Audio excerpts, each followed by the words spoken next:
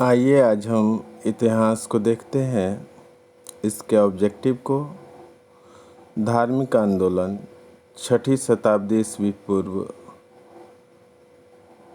यानी 6ठी शताब्दी ईस्वी पूर्व से 4ठी शताब्दी ईस्वी पूर्व जो भारत में धार्मिक आंदोलन हुए, उन्हीं के महत्वपूर्ण प्रश्नों को देखेंगे, ऑब्जेक्टिव्स को। तो आइए शुरू करते हैं। पहला प्रश्न है, जैन परंपरा के अनुसार जैन धर्म में कुल कितने तीर्थंकर हुए?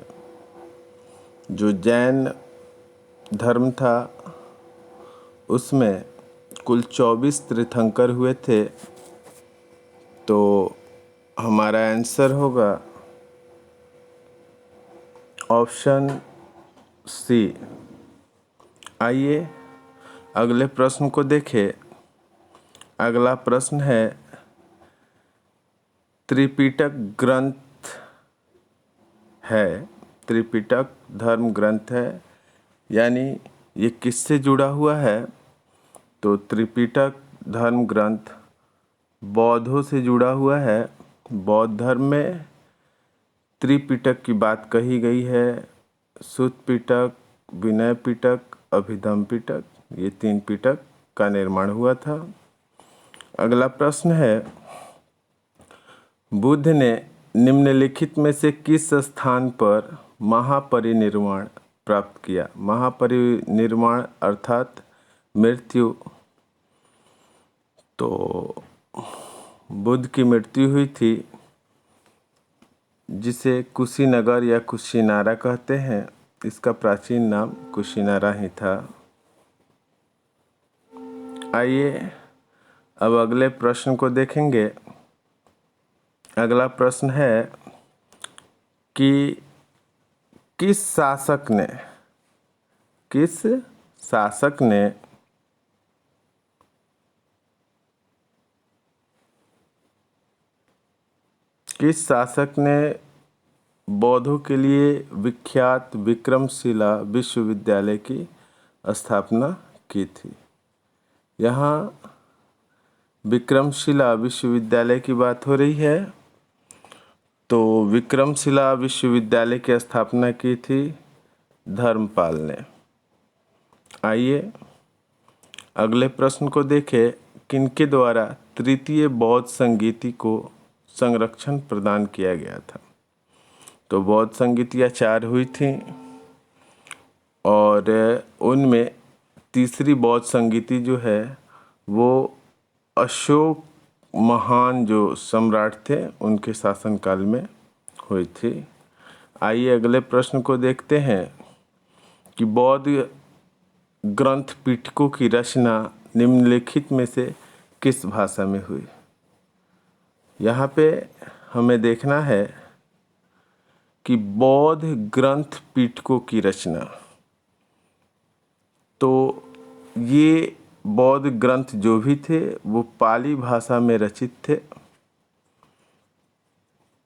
क्योंकि जनसाधारण द्वारा पाली भाषा का प्रयोग किया जाता था।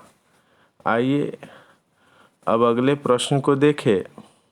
अगला प्रश्न है कि किस शासक के शासनकाल में नेपाल में बौद्ध धर्म का गमन हुआ? नेपाल में बौद्ध धर्म का गमन जो है वो अशोक के शासनकाल में हुआ था।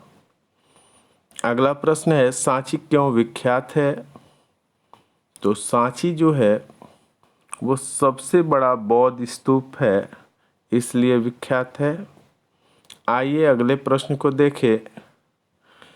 महावीर का जन्म किस क्षत्रिय गोत्र में हुआ था? तो महावीर स्वामी जो थे उनका गोत्र था जात्रिक या ज्ञात्रिक।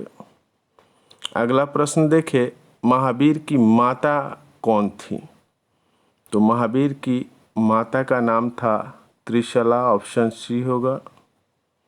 आइए अगले प्रश्न को देखें।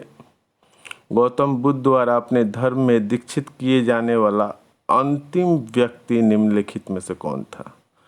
तो अंतिम व्यक्ति थे, आपको सुभद। ठीक है। प्राचीनतम विश्वविद्यालय कौन था?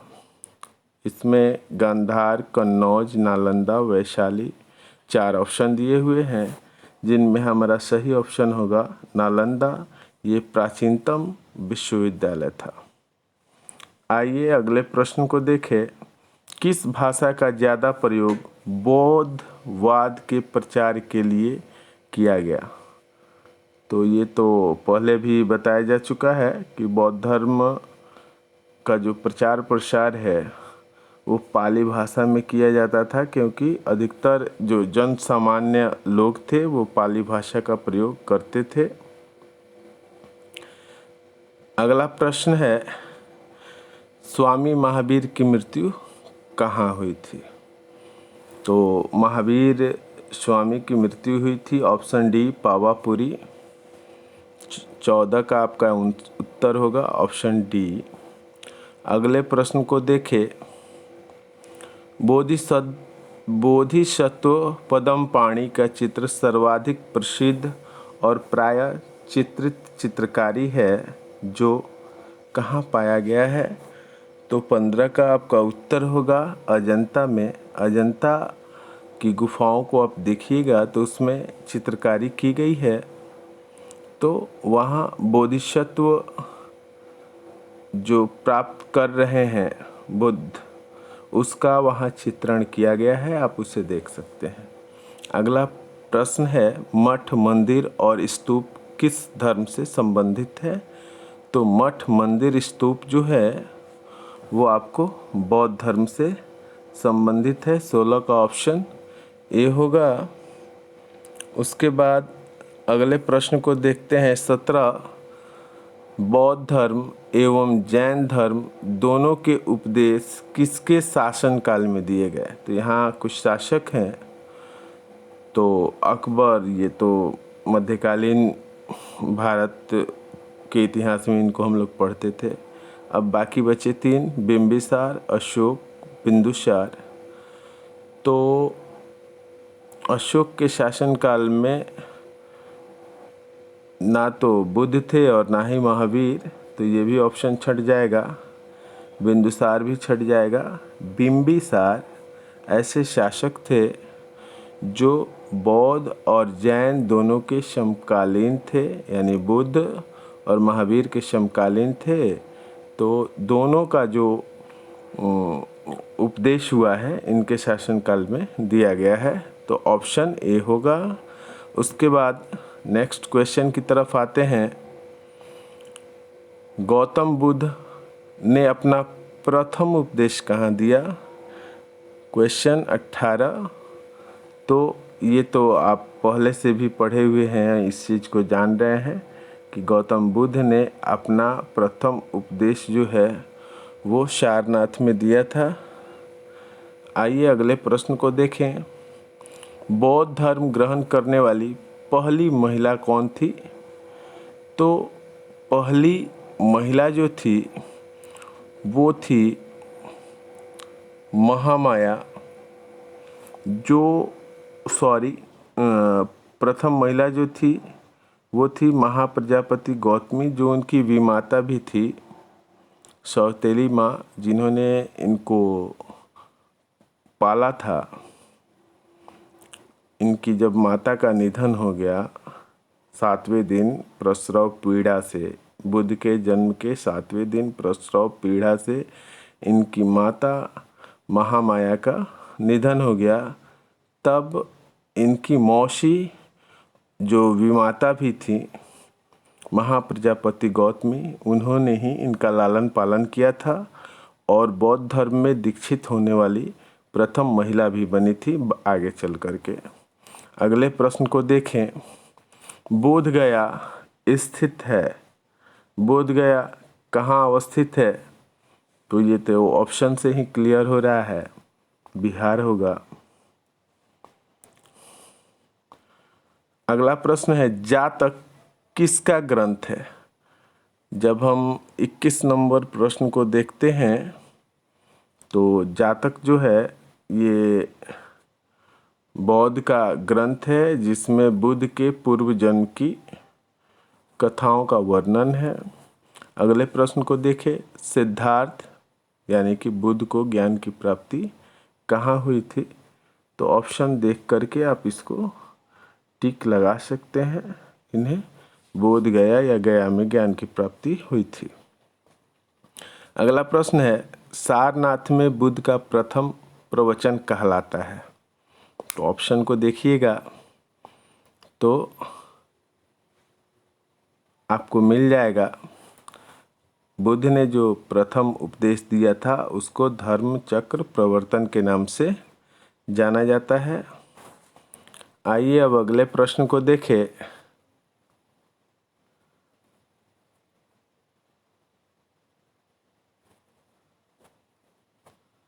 अगला प्रश्न है,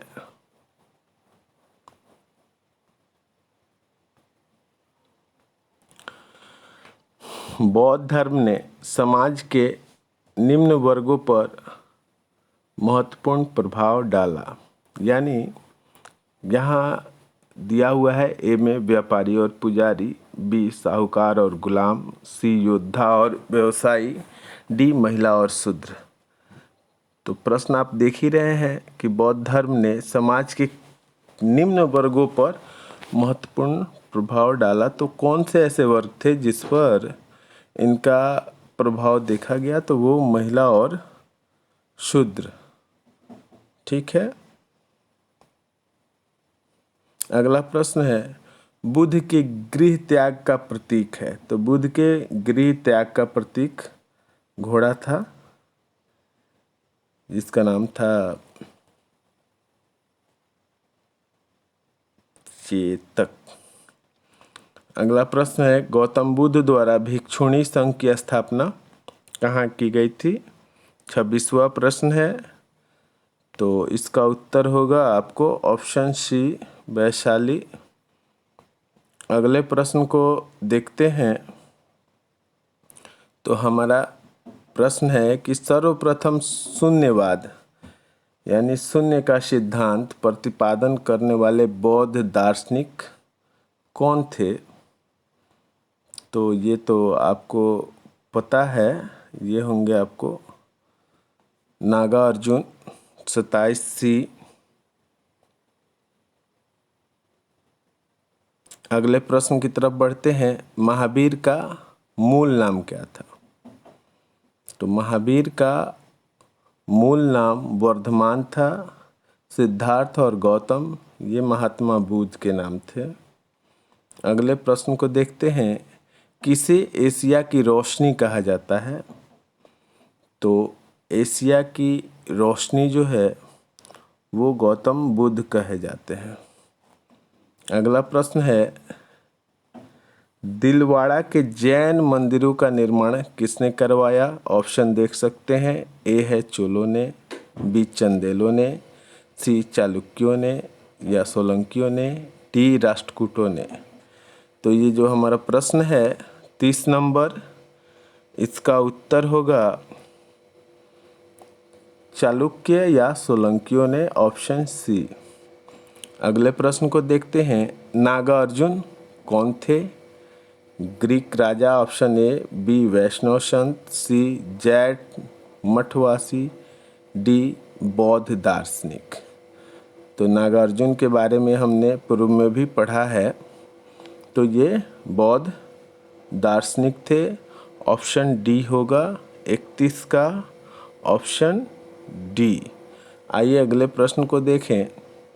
जैन परंपरा के अनुसार महावीर कौन से तीर्थंकर थे? तो जैन परंपरा के अनुसार महावीर 24वें तीर्थंकर थे। अगले प्रश्न को देखें, जैन धर्म का आधारभूत बिंदु है। तो जैन धर्म का आधारभूत बिंदु अहिंसा है। जैन धर्म अहिंसा पर ही टिका हुआ है। आइए अगले प्रश्न को देखें, जियो और जीने दो किसने कहा? तो ये भी कथन स्वामी महावीर का है। अगले प्रश्न को देखते हैं, तीर्थंकरों के क्रम में अंतिम कौन थे? तो अंतिम तीर्थंकर आपको भगवान महावीर ही थे। उनके बाद जैन धर्म में कोई और तीर्थंकर नहीं हुए। 36वां प्रश्न देखते हैं। जैन धर्म में पूर्ण ज्ञान के लिए क्या शब्द है? जैन धर्म में पूर्ण ज्ञान के लिए कौन सा शब्द है? तो वो है कैवल्य। आइए अगले प्रश्न को देखते हैं। महावीर स्वामी का जन्म कहाँ हुआ था? तो इसे आपने पहले से भी पढ़ा हुआ है, काफ़ी आसान है, कुंडग्राम में हुआ था। अगला प्रश्न है, कनिष्क के शासनकाल में चतुर्थ बौद्ध संगीति या सभा किस नगर में आयोजित हुई थी? तो कुंडलवन कश्मीर में आयोजित हुई थी। ऑप्शन सी इसका उत्तर होगा। अगला प्रश्न है, तृतीय बौद्ध संगीति कहाँ आयोजित हुई थी?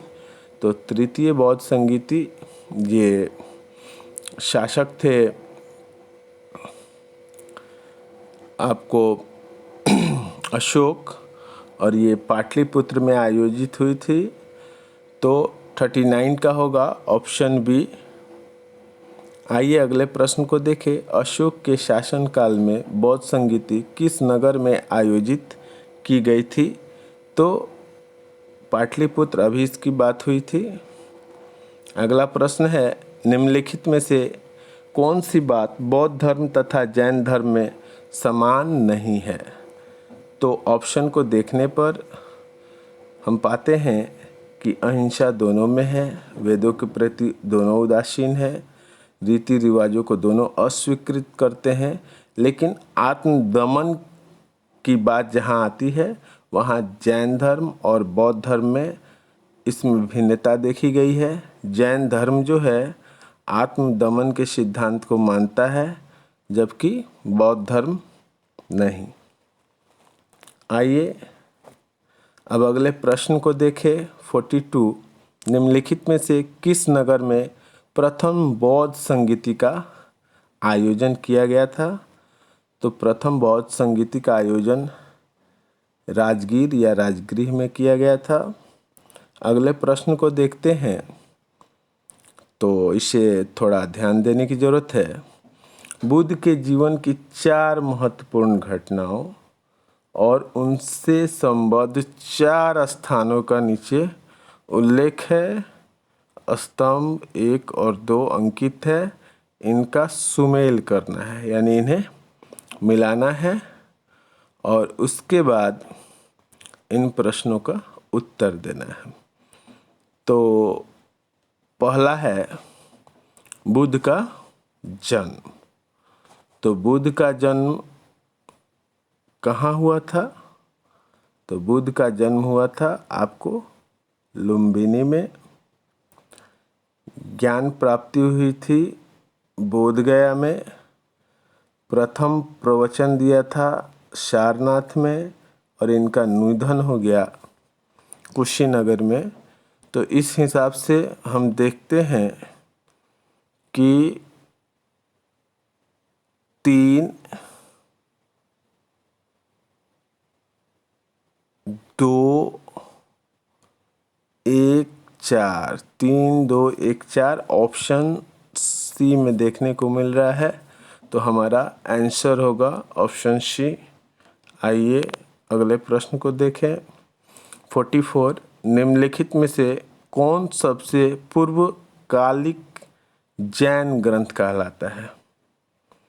यानी जैन ग्रंथों में प्रारंभिक जैन ग्रंथ इनमें से कौन है? तो 14 पूर्व इसका उत्तर होगा। 44 का आंसर होगा ऑप्शन सी 14 पूर्व। अगले प्रश्न को देखते हैं। आजीवक संप्रदाय के संस्थापक कौन थे? तो इसका आंसर होगा मक्खली गोशाल, जो बुद्ध के साथ रहे थे, उनके गुरु भी थे। तो मक्खली गोशाल जो है वो आजीविक संप्रदाय के संस्थापक थे। अगले प्रश्न को देखते हैं। भागवत संप्रदाय के विकास में किसका योगदान अत्यधिक था? 46, भागवत संप्रदाय, तो इनमें सबसे अधिक योगदान था हिंद यूनानियों का। अगले प्रश्न को देखें, भगवान महावीर का प्रथम शिष्य कौन था? 47 तो जमाली था, जो आगे चलकर इनका दामाद भी हुआ। अगले प्रश्न को देखें, त्रिरत्न सिद्धांत, सम्यक धारण, सम्यक चरित्र, सम्यक ज्ञान किस धर्म की महिमा है? तो सम्यक धारणा, सम्यक चरित्र और सम्यक ज्ञान जो है ये आपको देखने को मिलता है जैन धर्म में। ये बीपीएससी में पूर्व में पूछा गया प्रश्न भी है। आइए अगले प्रश्न को देखें, कुशीनगर मल्ल गणराज्य की राजधानी थी। ये कथन और कारण है महावीर बुद्ध का महापरिनिर्वाण कुशीनगर में हुआ था। और प्रश्न पूछा जा रहा है ऑप्शन के हिसाब से कि कौन सा सही होगा। तो 49 को देखते हैं तो पाते हैं कि दोनों बात सही है। कुशीनगर मल्ल गणराज्य की राजधानी थी और बुद्ध का महापरिनिर्वाण यहाँ हुआ, ये भी सत्य है। लेकिन ये बातें एक दूसरे की व्याख्या नहीं करती हैं, AR की व्याख्या नहीं करता है, इसलिए ऑप्शन A नहीं होगा, ऑप्शन B होगा। आइए अब अगले प्रश्न को देखें, निम्नलिखित कथनों का विचार करें एवं चैत्य व विहार में क्या अंतर है इसे चुनें। तो चैत्य और विहार आप बौद्ध धर्म में देखते हैं, तो इन ऑप्शनों में से कौन सा ऑप्शन सत्य होगा इसको हम लोग देखते हैं। तो 50 प्रश्न जो है इसका आंसर होगा कि चैत्य पूजा स्थल होता है जबकि विहार निवास स्थान होते हैं। चैत्य एक ऊंचे टीले को या कोई पवित्र जगह हो, पहाड़ी हो या कोई वृक्ष हो जो दैवीय दिखे, वो चैत्य होते थे और ये पूजा के स्थल होते थे। और विहार उस स्थान को कहा जाता है जहाँ पर बौद्ध भिक्षु निवास करते थे। अगले प्रश्न को देखेंगे,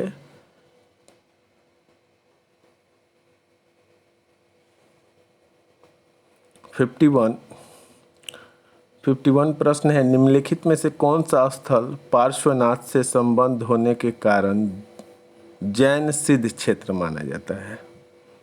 तो जैन सिद्ध क्षेत्र, इनमें सम्मेद शिखर को माना जाता है जो पार्श्वनाथ से संबद्ध है।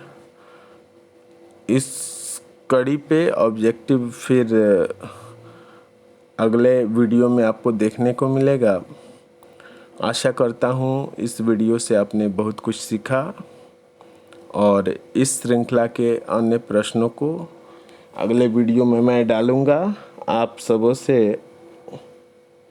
रिक्वेस्ट है कि आप वीडियो को लाइक, शेयर और मेरे चैनल को सब्सक्राइब करें। मैं ऐसे ही उपयोगी वीडियो आप सबों के लिए लाता रहूँगा। जय हिंद, जय भारत।